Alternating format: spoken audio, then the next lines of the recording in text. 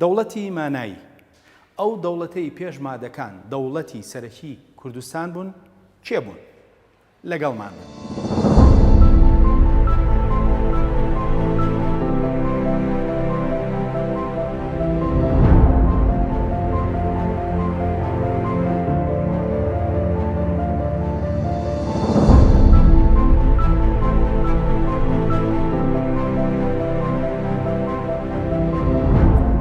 لە سەد ساڵی ڕابردوودا مێژوویەکی وایان بۆ داڕشتوین کە تا ڕادێکی باش لە خۆمان بزر بووین.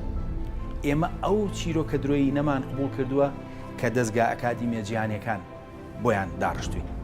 لە ئەنجامدا هەندێک جار تەنانەت بۆمان گران دەبێت بڕوا بکەین 2000 ساڵیش لەسەرم خاکە بوو بێتی. بەڵام کاتێک سەیری سەرچاوەکان دەکەین بە تەواوی شتێکی تر دەبینین.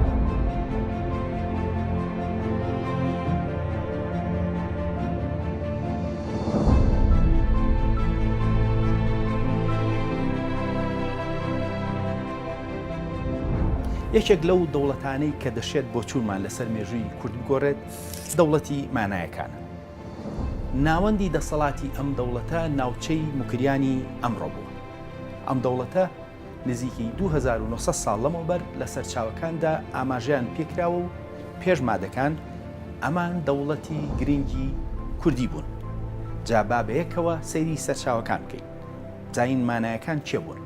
مێژوویان چۆن بوو و پەیوەندیان بە کوردەوە چییە؟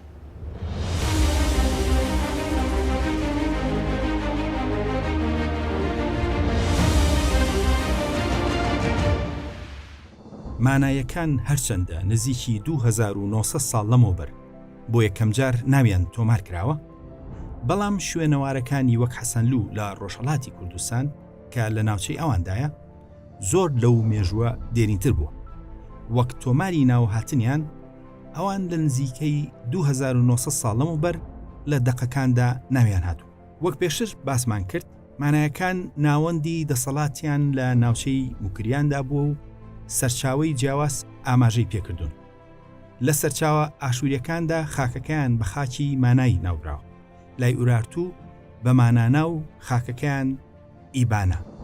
مانایەکان لە ناوچەیەک بوون لە ڕۆژهەڵاتی کوردستان سەر و ناوچەی مادەکان، لەبەرەوەی کە لە سەرەتادا دەسەڵاتی مادەکان زیاتر لە باشووری ڕۆژهەڵاتی کوردستاندا بوو. پێش ئەوەی کە مادەکان وەک دەسەڵاتێکی گرنگ دەربکەون، مانایەکان دەوڵەتێکی دێرینی کوردی بەهێز بوون.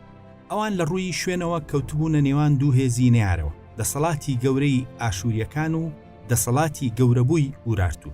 ئورارتوو زیاتر وەک باو باپیرانی ئەرمەنیەکان دەردەکەون. ئورارتوو لە باکوور و ئاشووریەکان لە ڕۆژئاواوە لەسەر سنووریان بوون.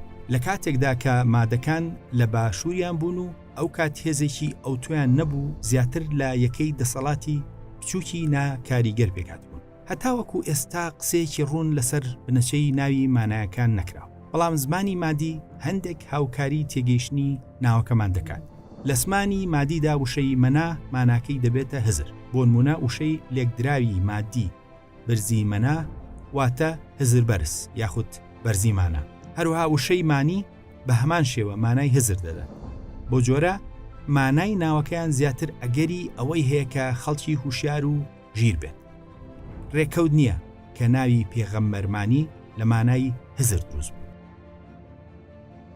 بۆ جۆرە ناوی ئەم دەوڵەتە ئەگەری ئەوەی هەیە کە مانای هوشیار و ژیر بێت.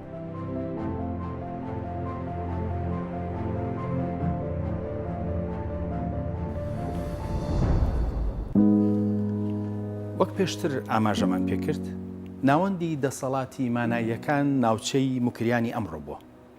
پایتەختەکان بە زیرتە یا ئیزرتوو ئاماژەی پێکراوە. دەشێت هەر زەردەش بوو بێت. زۆر جار لە دەقە کۆنەکاندا بە تایبەتیش کە بە زمانی ئاشووری تۆمارکرا بێت، هەندێک لە پیتەکان دەگۆڕێت. شوێنی ئەم پایتەختە بە نزیک سەقز و هەندێک جاریش بە نزیک بۆکان پێشنیار کراوە. ماناییەکان وەکو پێشتریش ئاماژەم پێکرد، ئەوان کەوتبوونە باکووری ناوەندی دەسەڵاتی مادەکانەوە. بەڵام زۆر جار کەوتبوونە کێشمەکێشمی نێوان ئورارتوو ئاشووریەکانەوە. پرسیارەکە ئەوەیە، ئەگەر مانایەکان 2900 ساڵ لەمەوبەر لەسەر خاچی کوردستان و بێتن، ئایا بە کام زمان قسەیان کردووە؟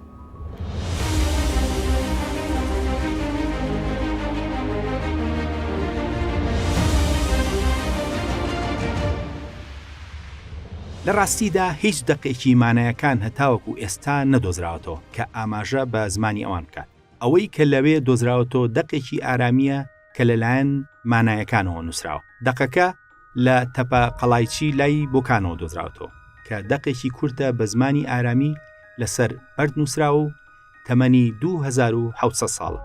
دەقەکە چەندێرێکی کورتە هەروەک لەم وێنەیەدا دەبینرێت. لە دەقەکەدا هەڕەشە و نەفرەت دەکرێت لە هەر کەسێک کە هەوڵ بدات ئەو چێلە بەردە بشکێنێت یان تێکی بدات و نووسینەکە ئەو کەسە ئاڕاستەی خوداوەندەکان دەکات کە لە کردەوەی لەو جۆرە تووشی نەفرەتی ئەوان ببن. ئەوەش بە ئامانجی پاراستنی چێلەبەردەکە بووە.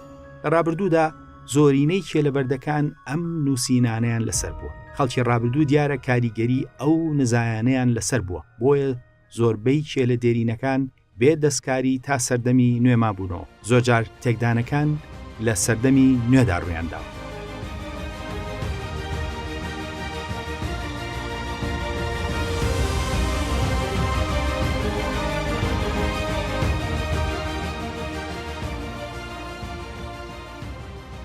بەکارهێنانی زمانی ئارامی لەسەر کێلەکە بۆ ئەوە دەگەڕێتەوە کە زمانی بڵاوی ناوچەکە بۆ نووسین زمانی ئارامین بووە و ئەو زمانە سەردەمانێک بڵاوترین زمانی نووسینی ناوچەکە بوو. بەڵام لە ڕێگەی هەندێک لە ناوەکانیان و بەراوردکردنیان بە زمانی مادەکان ئەوە هەندێک لایەنی زمانەوانی مانایەکانمان بۆ ڕوون دەبێتەوە. بۆ نمونە یەکێک لە پادشاکانی مانایەکان ناوی ئازا بووە.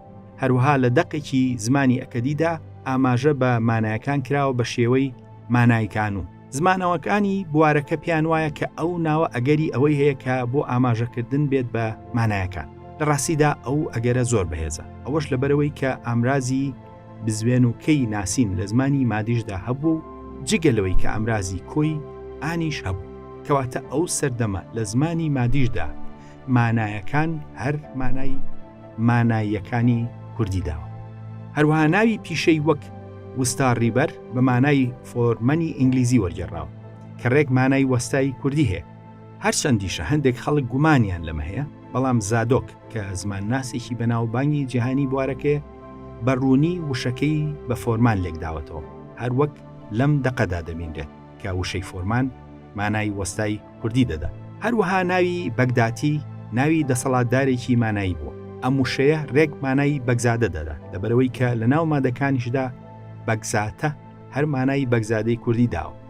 دەبێت بیرمان نەچێت هۆکاری گۆڕینی هەندێک لە پیتەکان بۆ ئەوە دەگەڕێتەوە کە ناوەکان بە زمان و نووسینی ئاشووری تۆمارکراون کە وەک ئەوە وایە ناوی کوردی بە زمانی عەرەبی تۆمار بکرێت. هەروەها یەکێک لە پادشاکانیان ناوی دیاکۆ بووە کە لە هەمان کاتدا ناوی دامەزرێنەری دەوڵەتی مادەکان بووە و لای هوریەکانیش لە کەرکووک پێشتر ناوەکە تۆماری هەیە.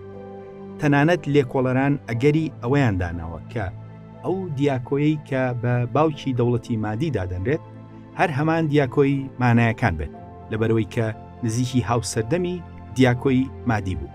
جگەلەوە ناوی شوێنێکی وەک شواندۆڵی مانایەکان بەڕوونی شوانە دۆڵی کوردیە. ئەوەی مایی سەرنجە و پشتگیری لە دێرینی ناوە لێکدراوەکە دەکات. ئەگەر ناوی شوانە دۆڵ وەربگێڕێت بۆ زمانەکانی سۆمەری و ئینگلیزی و ئەڵمانی، ئەوە ئەو پەیوەندیە زمانەوانیەشمان بۆ دەردەکەوێت و جارێکی تر دەری دەخات کە زمانی کوردی چەند دێرینە. زمانی مانایی شواندۆڵ، سۆمەری شوبدوڵ، کوردی شوانەدۆڵ، ئینگلیزی شەپەردێڵ، ئەڵمانی شافەرتاڵ. بەداخەوە جگەل لە چەند ناوی کەس و شوێنێک شتێکی ئەوتۆ لە زمانەکان نازانێت. هەرچەندە بەگشتی زۆر کەس لەژێر کاریگەری لێکۆڵینەوەکانی 100 ساڵی ڕابردوو لەسەر کورد تێگەیشتنیکی هەڵەی لەلا دروست بووە لەسەر مێژووی زمانی کوردی، بەڵام سەرچاوەکان شتێکی ترمان پێدەڵێن.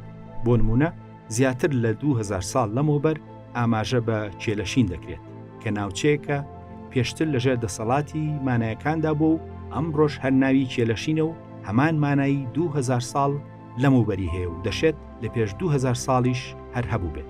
هەروەها نزیکی 2000 ساڵ لەمەوبەر لە ناوچەی دێرینی ژێردەسەڵاتی مانایەکاندا خێڵێکی وەک سەرەپەڕەیی کە سەر بە سراکیەکان بووە و بە پێیسرابۆ لە نێوان گۆران و مادەکاندا بووە، ناوی تۆمارکرا و مانای ناوەکەش بە سەرپەڕێنی کوردی لێکدراوە. سەرەپەڕێی ناوێکی لێکدراوی ئالۆزە کە لە هەردوو وشەی بنەڕەتی سەر و پەڕ دروست بووە بە زیادکردنی بەشەکانی تری زمان. ئەوەی مایی سەرنجە کە پێکهاتەی سەرەکی وشە لێکدراوەکە بریتیە لە ڕێگی دوو وشەی سەر لەگەڵ پەڕ، هەردووکیان دوو وشەی کوردین و ئەمڕۆ بەکاردەهێنرێت. وشەی پەڕ یاخود پەڕین لە زمانی کاری لوڤی و هیتیشدا بە هەمان مانادێت و وشەی سەر لە زمانی مادیدا هەمان مانای هەبوو، لە زمانەکانی سۆمەری هیتی هوری لوڤیدا ماناکەی دەردەکەوێت.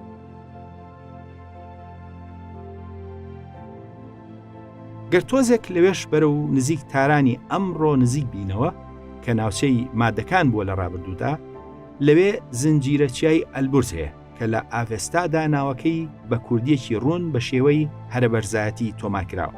هەرەبەرزایەتی لە کاتێکدا کوردی نوێیە لە سەردەمی مادەکانیشدا لەو ناوە گەیشتون، واتە دەشێت ناوەکە هیچ سەردەمی مادەکان بوو بێت. بە تایبەت ناوێک ئەگەر لە ئافێستادا تۆمارکرابێت ئەوە دەشێت تەمەنی زیاتر لە 2000 ساڵ بێت. جگە لە هەموو ئەوانە مانایەکان هاوسەردەمی مادەکان بوون. ئەو ژمارە وشەیەی کە لە زمانی مادی بەجێماوە زۆرینەی کوردی نوێن، کەواتە ئەگەر مادەکان زمانەکان کوردی بوو بێت ئەوە دەری دەخات کە زمانی مانایەکانیش هەر کوردی بوو و جیاوازیەکە تەنها زاراو بووە. لە بەرنامەی تایبەت بە مادەکاندا بەشێک لەو وشانەمان خستۆتە ڕوو.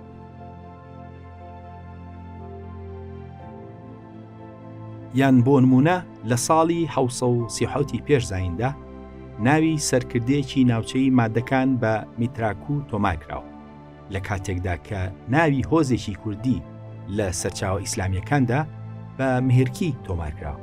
لە ڕاستیدا ئەو دوو ناوە کە هەردووکیان نازناوی میتراین هەمان ناون، تەنها جیاوازی ئەوەیە یەکەمیان ناوی سەرکردەیەکی مادی بوو و پێش 2700 ساڵ لەمەوبەر لە سەرچاوەی ئاشووریدا تۆمارکراوە و ئەوەی دووهەمیان نزیکی 1000 ساڵ لەمەوبەر و لە سەردەمی ئیسلامدا بە عەرەبی تۆمارکراوە کە دیسان بەردەوامی کورد و زمانەکەی دەسەلمێنن، جا ئەوە لە ناوچەی دەسەڵاتی مادی یان مانایەکاندا بوو. ئەم نمونە زمانەوانیە هەمە جۆرانە بەڕوونی دەری دەخەن کە 2700 ساڵ لەمەوبەر کوردی بە شێوەی دێرینتری لە کوردستاندا قسەکراوە نەک زمانی تر، واتە مانایەکان بە کوردی دوان، بەڵام کوردیشی دێرین کە پادشا و کەسایەکانت ناویان ئازا و بەگزاتە و میسراکی بێت و شوێنەکانت شوانە دۆڵ بێت و نزیک کێلەشین و هەرەبەرزایەتی و سەرەپەڕەیەکان بێت، گومان نامێنێت کە ئەو زمانە کوردی دێرین بوو.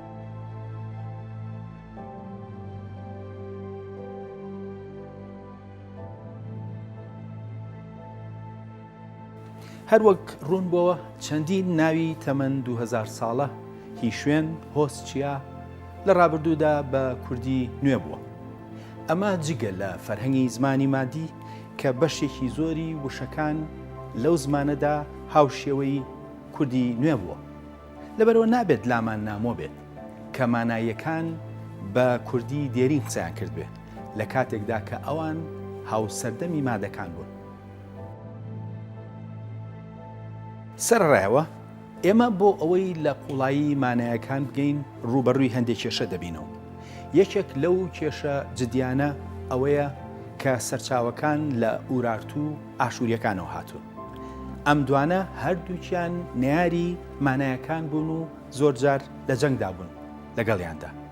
لەبەرەوە ئێمە لە ڕێگای ئەم سەرچاوانەوە ناتوانین مانایەکان باش بناسین. ئێمە نازانین پاشایی مانایەکان چی گوتووە و مانایەکان ڕوانگەیان بۆ ژیان چۆن بووە. بەڵام لە ڕێگەی هەندێک نامەگۆڕینەوەی نێوان مانایەکان و ئاشووریەکانەوە هەندێک لایانی کۆمەڵایەتی ئەم دەوڵەتە دەکەوێتە.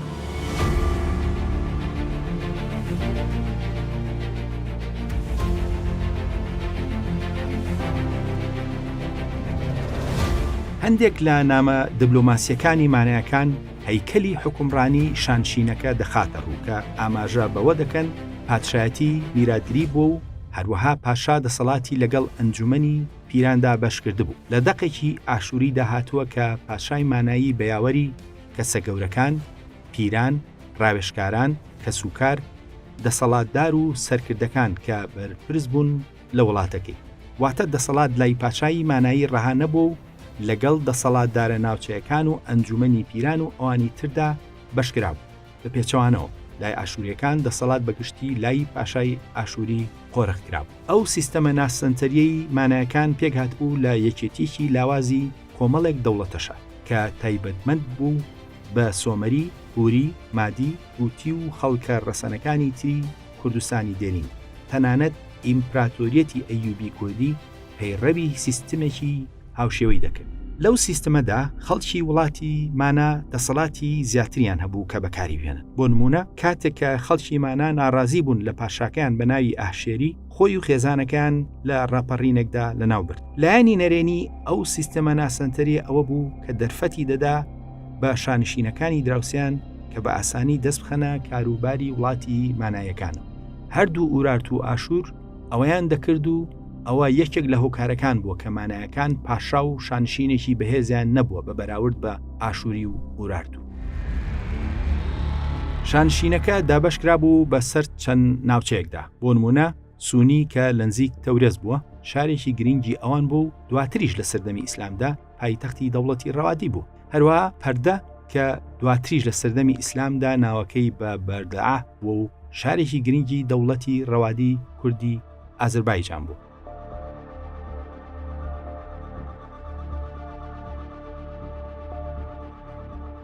دەوڵەتی مانایەکان سەردەمانێک ناوچەکانیان زۆر فراوان بوو، قەڵەمڕەویان بەرەو دیالە و شارەزوور ڕۆشتووە و لە ڕۆژهەڵاتیژەوە زۆربەی ئازەربایجانیان بەدەستەوە بوو.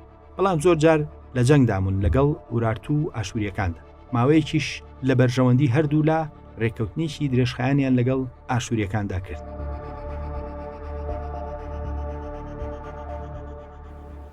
وەک پێشتر ئاماژەمان پێکرد، زۆربەی سەرچاوەکان لە ئەرشیفی ئورارت و ئاشووریەوە هاتوون. ئەم دوانە هەردووکیان ناری مانایەکان بوون. لەبەرەوە ناتوانن وێنێکی ڕوون لەسەر مانایەکانمان بخەنە بەردەست. بەڵام مادەکان چەندین سەرچاوی یۆنانی و هەروەها سەرچاوی جوو و سەرچاوی تریان لەسەر هەبوو. لەبەرەوە پێش دۆزینەوە شوێنەواریەکان و خوێندنەوەی تاتەقوڕەکان مادەکان ناسرا بوون. بەڵام مانایەکان تەنها دوای ئەو دۆزینەوانە ناسران. لەبەر ئەم هۆکارە هێشتا مانایەکان باش نەناسراون. ئەمە جگە لەوەی کە تاکو ئێستا دەوڵەتێک پشتگیری لە لێکۆڵینەوە زانستیەکان لەسەر مانایەکان نەکردووە. ئەمانە هەمووی هۆکار بوون بۆی هەتاوەکو ئەمڕۆ مانایەکان بەباشی نەناسران. خۆشبەختانە شوێنەوارە مانایەکان هەندێک زانیاریمان پێدەدەن. لە سەرەتای سەدەی 20ەمەوە لێکۆڵینەوەی باش لەسەر شوێنەوارە مانایەکان کراوە. ئەم شوێنەوارانە هەندێک لایەنی تەلارسازی کۆمەڵایەتی و هونەری مانایەکان دەخەنە ڕوو.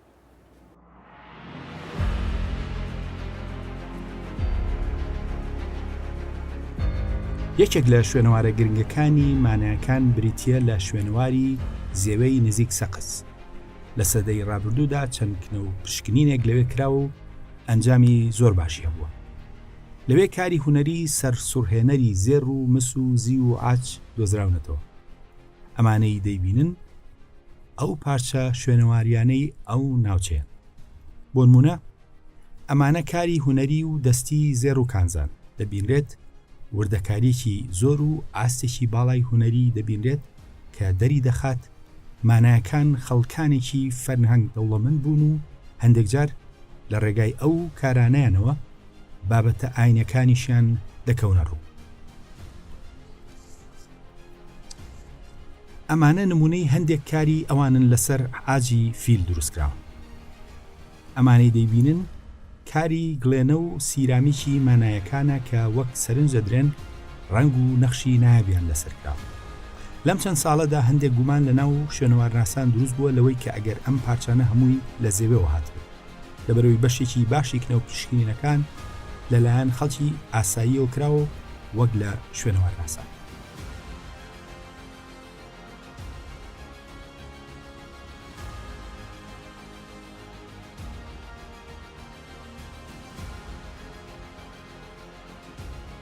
هەروەها یەکێک لە شوێنەوارەکانی تر شوێنەواری حەسەنلووە کە دەکەوێتە نزیک شاری نەغەدە لە ڕۆژهەڵاتی کوردستان.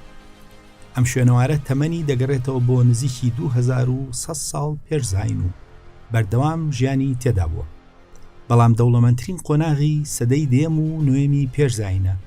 دواتر لە ساڵی 800 پێشزایندا واتە 2800 ساڵ لەمەوبەر هێرشی کراوەتە سەر و خەڵکەکەی کوژراوە و شوێنەکەش سووتێنراوە.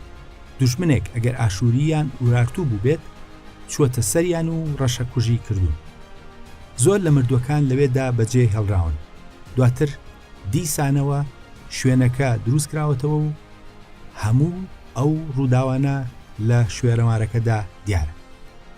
لەم شوێنەوارەدا ئێسکە پەیکەری دوو کەس لە تەنیشت یەکەوە هەن کە جێی کوشتنیان پێوە دیار نییە و لە جیهاندا بە ئەویندارەکانی حەسەنلوو نێوبانگی دەرکردو و شێوەی دانانیان بە یەکەوە کە وەک ئەوەی ماچیان کردبێت سەرنجی خەڵکی بۆ بابەتەکە ڕاکێشاوە.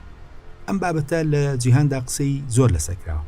سەرڕایەوە زانایانی بوارەکە بە شێوەیەکی زانستی و لە دەرەوەی ئەو مانە سادەیەدا لێکۆڵینەوەی لەسەر دەکەن.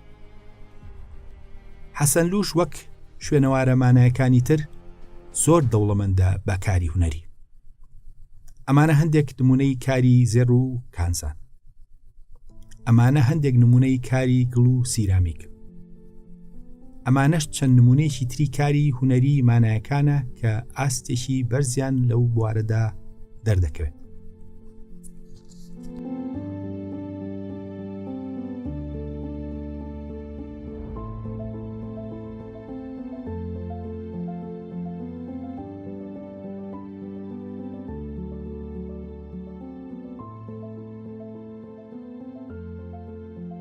شوێنەوارێکی تریش هەیە بە قەڵایچی ناسراوە کە نزیکی بۆکانە. لەوێ دەقێکی ئارامی سەربەرد و چەندین پارچە شوێنەوار دۆزراوەتەوە. ئەوەی قەڵایچی بە تایبەت ئەو کارە سیرامیکیانەیە کە لەسەر خشت کراون و بەکارهێنانی ڕەنگەکان لە ئاستێکی هونەری بەرزدا هەروەک لەم خشتانەدا دەبینرێت. ئەمانە لەگەڵ ئەو کارە هونەریانەی تر دەتوانن ببنە کەرەستەی بناغەیی بۆ بنەچە و مێژی هونەری کوردی.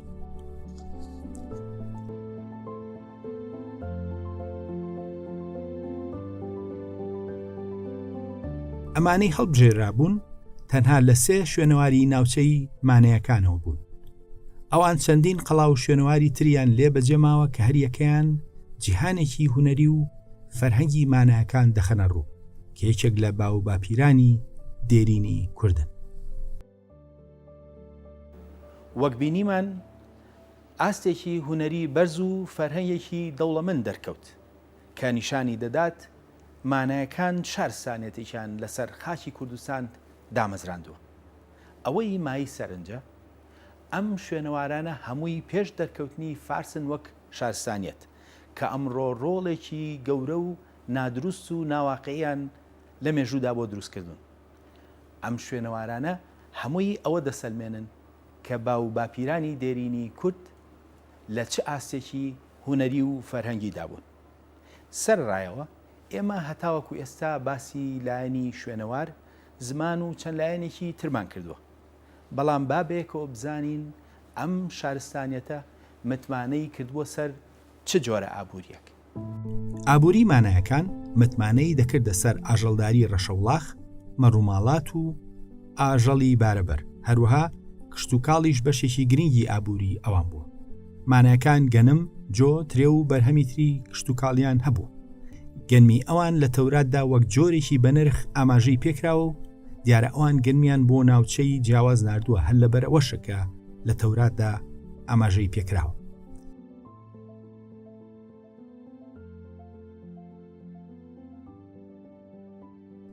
هاوشێوەی خەڵکە دێرینەکانی تری کوردستانی وەکو ماد، میتانی و کاشیەکان بەخێوکردنی ئەسپ بەشێکی گرنگ بووە بۆ ئابووری مانایەکان.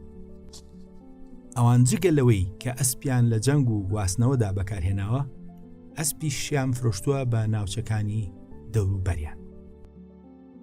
وەک پێشتر ئاماژەمان پێکرد، نزیکی 2900 ساڵ لەمەوبەر لە سەرچاوی ئاشووری و ئورارتوودا ئاماژە بە مانایەکان کراوە.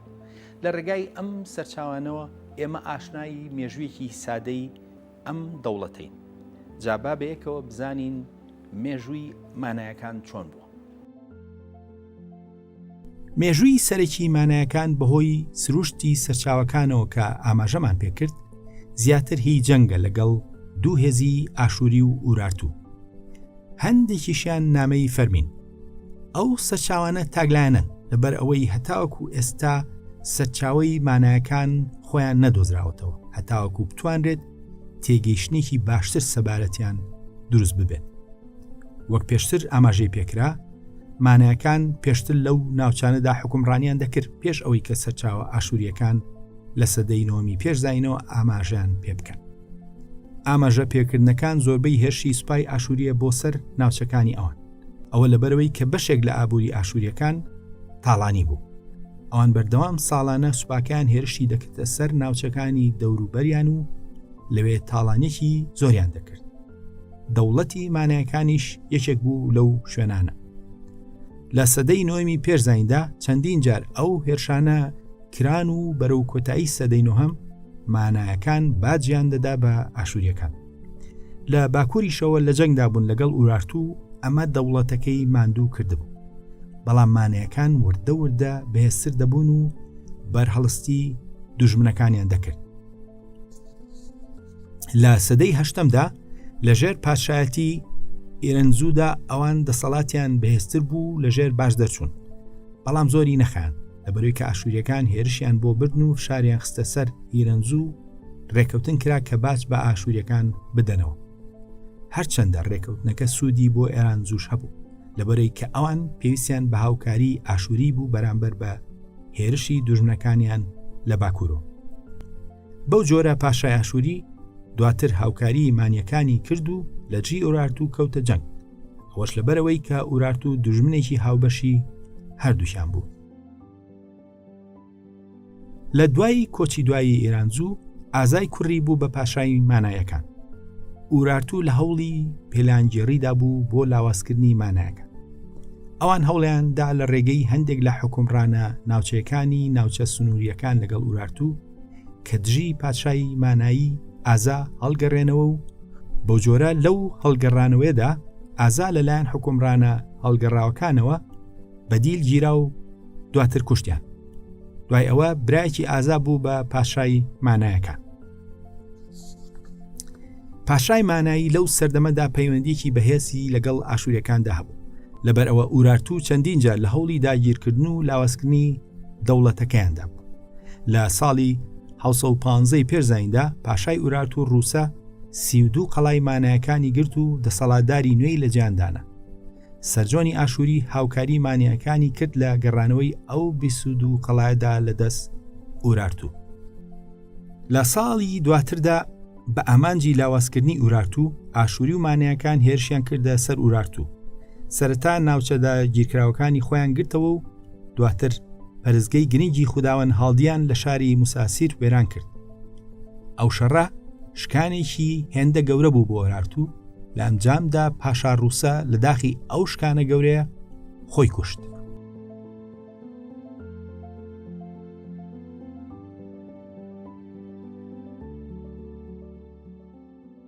بەو جۆرە ئۆرارتوو لە باکوورەوە بە شێوەیەکی بەرچاو لاوازکرا. لە ئەنجامدا دەوڵەتی مانا خۆی جێگیر کرد و پێگەی وەک شانشینێک زۆر بەهێزتر بوو. ئەمە وای کرد مانایەکان بڕوایان بە خۆیان زیاد بکا و بە شێوەیەک کە بەرامبەر بە ئورارتوو ئاشووریەکانیش دەوەستانەوە و تەنانەت دواتر چەند قەڵایەکی ئاشووریشیان گرت. دوو پادشای ئاشووری سەنحاریب و سەرحەدۆن هەڵمەتی سەربازیان لە دژی مانایەکان دەست پێ کرد بێ ئەوەی کەشتێکی ئەوتۆ بەدەست بێنن. لە هەمان کادا مانایەکان هاوپەیمانیان لەگەڵ مادەکاندا بەست لە دژی ئاشووریەکان. ململانەکان لە نێوان ئاشووری و مانایەکاندا بەردەوام بوو. بەڵام وردە وردە ناوچەکە بەرەو گۆڕانێکی گەورە دەچوو لە بەرژەوەندی کورد. لە ساڵی 612 پێشزایندا ئاشووریەکان لەلایەن سوپای هاوپەیمانی ماد و بابلیەکانەوە شکان. دوا بەدوای ئەوە وڵاتی مانایەکان خرایە سەر ئیمپراتۆریەتی ماد. دوای ڕوخانی ئاشووریەکان شتێکی ئەوتۆ لە سەرچاوەکاندا سەبارەت بە مانایەکان نابیسرێت. دەشێت بە شێوەیەکی سەرەکی هۆکارەکەی ئەوە بێت کە مانایەکان هەمان بنەچەی زمانەوانی و کولتوریان لەگەڵ مادەکاندا هەبوو بێت. ئەوان هەردووچیان حکومڕانی کورد بوون کە حکمی ناوچەی جیاوازی کوردستانیان دەکرد.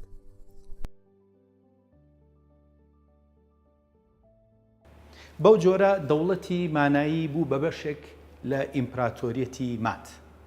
وردەکاری ئەم تێکەڵبوونە لە سەرچاوەکاندا ڕوون نییە، بەڵام دواتر نزیکەی 2000 ساڵ لەمەوبەر لە سەرچاوە یۆنانیەکاندا کاتێک کە ئاماژە بە وڵاتی مات دەکرێت دوو ناوچە ناوی دەهێنرێت. یەکێکیان میدیای گەورە، ئەوی تریان میتیای ئاتەرپاسیان یاخود میدیای بچووکیشان پێدەگوت. هۆکاری ئەم جیاکردنەوە بۆ ڕابردووی دەوڵەتی مانی دەگەڕێتەوە لە ناو ئیمپراتۆریەتی ماتدا.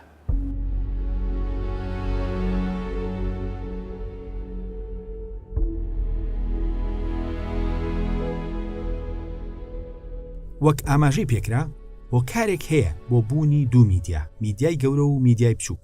لە ڕاستیدا میدیای گەورە بنکەی سەرەکی و پەیدابوونی مادەکان بوو، بەڵام میدیای بچووک بە ئاتەرپاسان یاخود ئازەربایجانیش دەناسرا لە بنەچەدا وڵاتی مانایەکان بوو. دوای ئەوەی کە ئیمپراتۆریەتی فارسی لەلایەن یۆنانیەکانەوە شکێنرا، لە ناوچەکەدا بەگشتی تەنها پادشا کە شەرعێتی مێژووی هەبوو پاشای مادەکان بوو. ئاتەرپاس پاشایەکی منەچەمادی بوو، هاوپەیمانی ئەسکەندەری مەقدونی بوو. بۆی ئەسکەندەر تەنها دەوڵەتی سربەخۆ کە هێشتی لە ناوچەکەدا هەبێت میدیای بچووک یاخود میدیای ئاتەرپاسیان یاخود ئازەربایجان بوو. ئەو دەوڵەتە بە ناوی پاشا مادیەکەیەوە ناونرا کە ناوی ئاتەرپاس بوو. بەو جۆرە وڵاتی مانایەکان لە سەدەی چوارەمی پێشزاینەوە ناوەکەی گۆڕا بۆ ئاتەرپاسیان و لەو کاتەوە تاجی پادشایی مادەکان برایە ئەوێ و بنەماڵەی پادشایی مادەکان لەبێوە حکومڕانیان دەکرد. هەر لەبەرەوەشە کە پێی گوتراوە میدیای ئاترۆپاتیان بە ناوی ئەو پاشا کوردە مادیەوە. لە ڕاستیدا مێژوونووسی ئەرمەنی موسای خۆرێن ئاماشە بەو ڕاستیە دەکات. ئەو لە سەدەی پێنجەمی زاینیدا ئاماژە بەوە دەکات کە مادەکان دوای ڕوخانیان لەلایەن فارسەکانەوە چوونەتەوە ئەو ناوچانە و خەڵکی ئەو ناوچانە لە سەدەی پێنجەمی زاینیدا هێشتا دەماودەم ئەو چیرۆکیان گێڕاوەتەوە. واتە وڵاتی ئازەربایجان لە میدیای ئاترۆپاتیانەوە دروست بووە کە ئەویش بنەچەکەی دەگەڕێتەوە بۆ وڵاتی مانایەکان و دواتر لە سەردەمی ئیسلامدا ئاتەرپاسیان کرایە ئازەربایجان.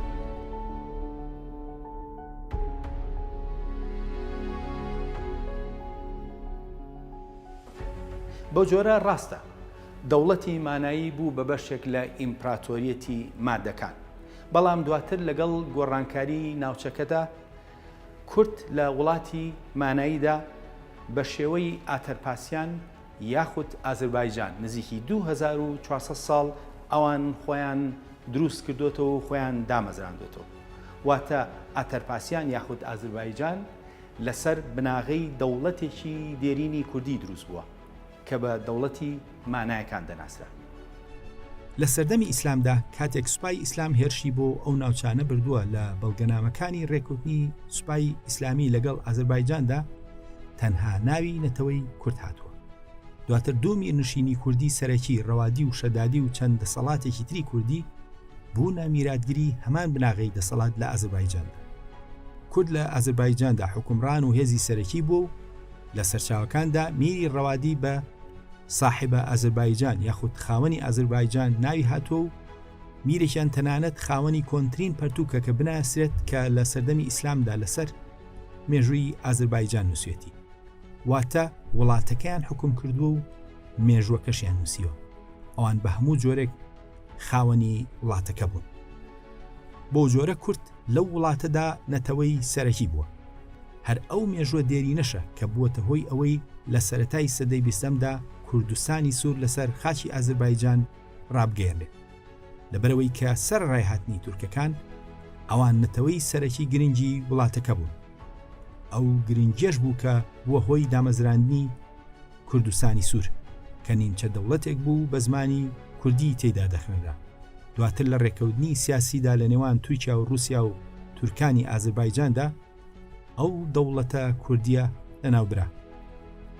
کوردستان مێژوویەکی دێرینی هەیە و هەر کاتێک دەست بۆ هەلایەنێکی ئەو مێژووە دەبین ئەوە جیهانێکی دەوڵەمەندی بەیەکەوە گرێدرا و دەکەوێتە ڕوو. دەوڵەتی مانایەکان بەشێکە لەو جیهانە دەوڵەمەندە بە تایبەتی کارە هونەریەکانیان کە یەکێکن لە نایابترین کاری هونەری ڕابردووی کوردستان. ڕاستە مێژووی دەوڵەتی باناییەکان بۆ 3000 ساڵ لەمەوبەر دەگەڕێتەوە، بەڵام ئەو مێژووە گرێدراو بووە بە ڕووداوەکانی دواتری. ئەم دەوڵەتە بەردەوام بووە و دواتر بووە بە بەشێک لە ئیمپراتۆریەتی مادەکان.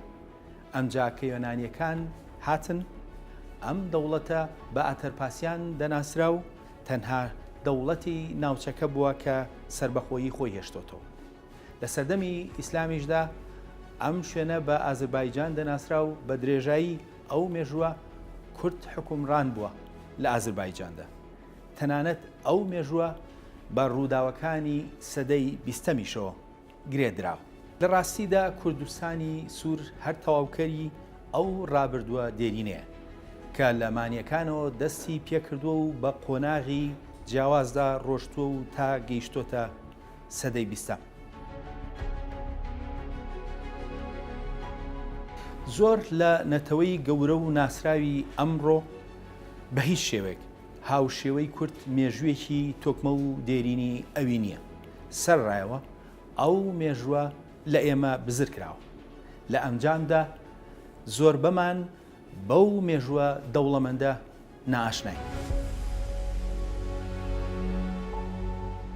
بەرنامەی خۆناسین لە هەوڵی ئەوەدایە ئەو ڕابردووە دەوڵەمەندە بە خۆمان و نەوەکانمان بناسێنێت. ئەوەش بە ئامانجی ئەوەی کە خۆمان بناسین وەک ئەوەی کە بووین و هەین، نەک وەک ئەو ڕوخسارە شێواوەی کە بۆمان دروست کراوە. تا بەرنامەی تر خواتان لەگەڵ.